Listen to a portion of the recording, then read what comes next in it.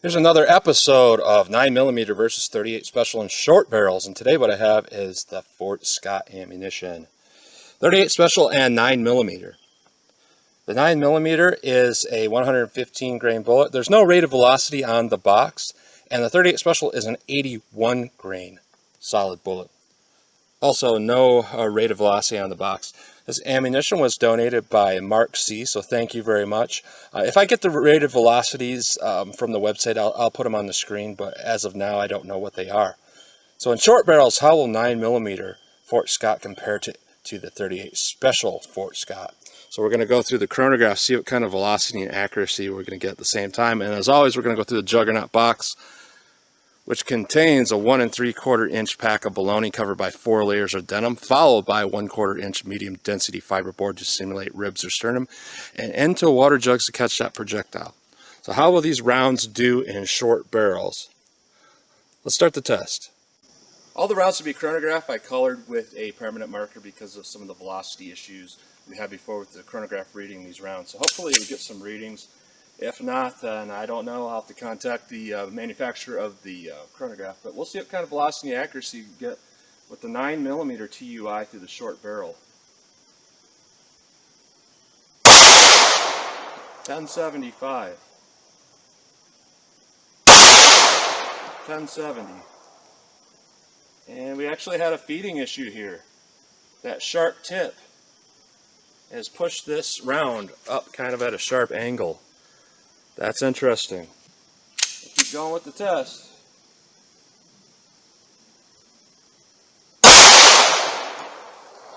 $10.89, 1100. Don't think I got a read on that one. So we'll take what we got. Very good accuracy. Very good and very consistent velocity with what we got for readings. However, jam is not acceptable as a carry round in your first test of it. So that's not looking good for the 9mm. Let's see how the 38 Special compares. Alright, 38 Special TUI, we'll see what we get.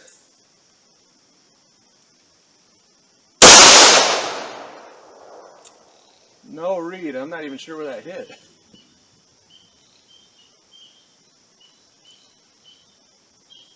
Just inspecting my firearm here, make sure the bore is clear. I didn't see an impact, which is weird.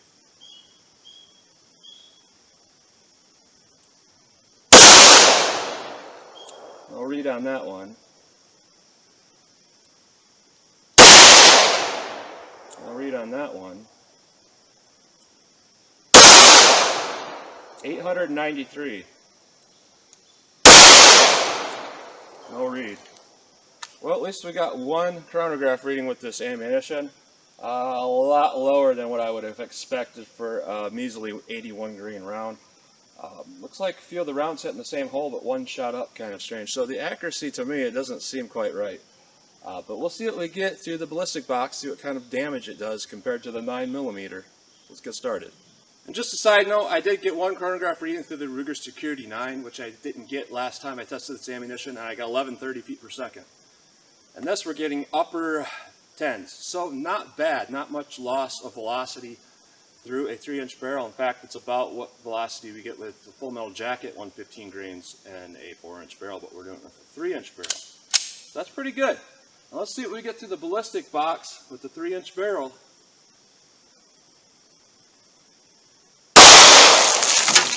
Wow, I get hit with a lot of water. That's a lot of splashback. I wasn't expecting that with this round because it's not a hollow point. And the baloney pack stayed together. There's nothing really significant here. And looks about like a Full Metal Jacket like what we saw last time. And out the back of the fiberboard, pretty decent hole. Looks like it's not tumbling yet or anything like that. Looks like a straight shot through. Okay, in water jugs, we have huge damage to the first jug. That's about on par with the 9mm. We got a straight impact on jug 2. It looks like it's going straight through. Jug 3, we went straight through, and it's starting to go upward right. Jug 4. And there's a hole at the back of jug 4, and there's an impact on jug 5.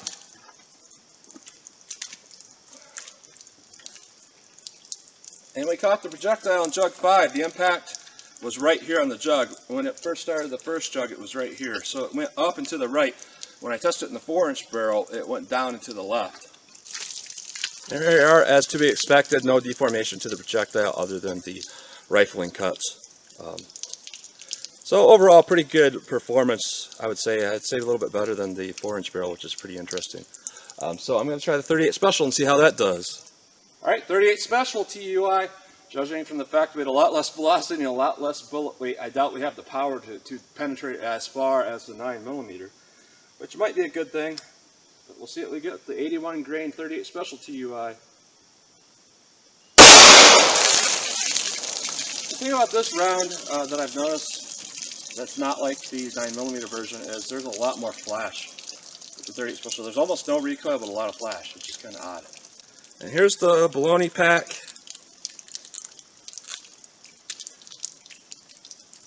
And it looks pretty similar, almost a little tiny bit more damage than the 9mm, which is kind of funny, which wouldn't surprise me. The hole looks like a straight through hole. It doesn't look like it's tumbling yet.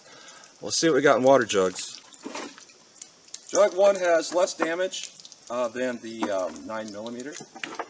Impact is a little bit low, and it looks like this is drifting to the right significantly very early. Because on the 3rd jug, we're off by about 2.5 inches. And we have an impact low and an exit hole low. I hear water leaking, but there's no damage on jug 4. And there's no bullet in jug 4.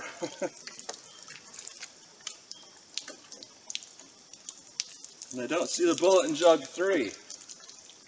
I don't know what's going on. I'm going to have to get up there and see what's going on here. Okay, I found the projectile. Neither jug 5 or 6 was impacted in any way, but it looks like the bullet somehow was in between the 5th and 6th jug. That's really weird because I don't see any damage on any of the wood or these 2 jugs, so somehow it got its way over there. And what we have is a little light projectile. Yeah, that's what we get. I don't see any deformation as we expected. So the performance was a little bit strange on that one. So my overall takeaway from this ammunition is it's pretty much like the same that I tested through the 357 Magnum and the 9mm both in 4-inch barrels. A little bit strange here. I would say the overall ballistic performance was a little better. Not better as far as power and damage, but a little bit better with the short barrels at 38 Special versus 9mm because I felt like total over penetration with the 357 and the 9mm 4-inch barrels. With 38 Special, I don't feel like that's really over penetration. However, it didn't do a lot of damage. Same with the 9mm. A little bit less penetration than what we saw with the 4-inch barrel. But again, just kind of weird performance because we're drifting up into the right in the short barrels. And when we were going through 4-inch barrels, we drifted down and to the left. So we have absolutely no idea what kind of performance it is going to have after it hit a barrier. We don't know where they're going to go. Some ammunition you kind of have an idea. And I guess my main concern is what's going to happen when it hits like concrete.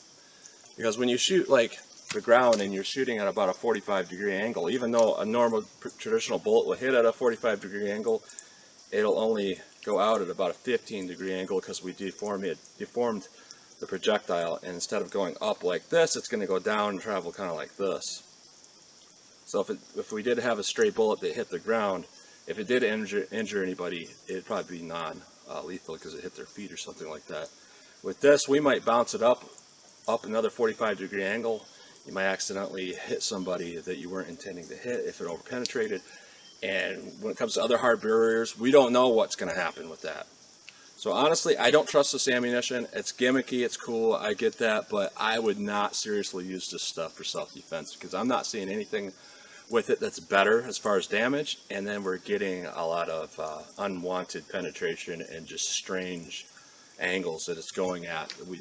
We have no control over that. So I would avoid the Fort Scott ammunition. It seems to be good quality, it's cool ammo, but not for serious self-defense. I wouldn't use it. So that's what you get today with the 38 Special versus 9mm and short barrels Fort Scott TUI. So as always, comment, share, and like, and thanks for watching.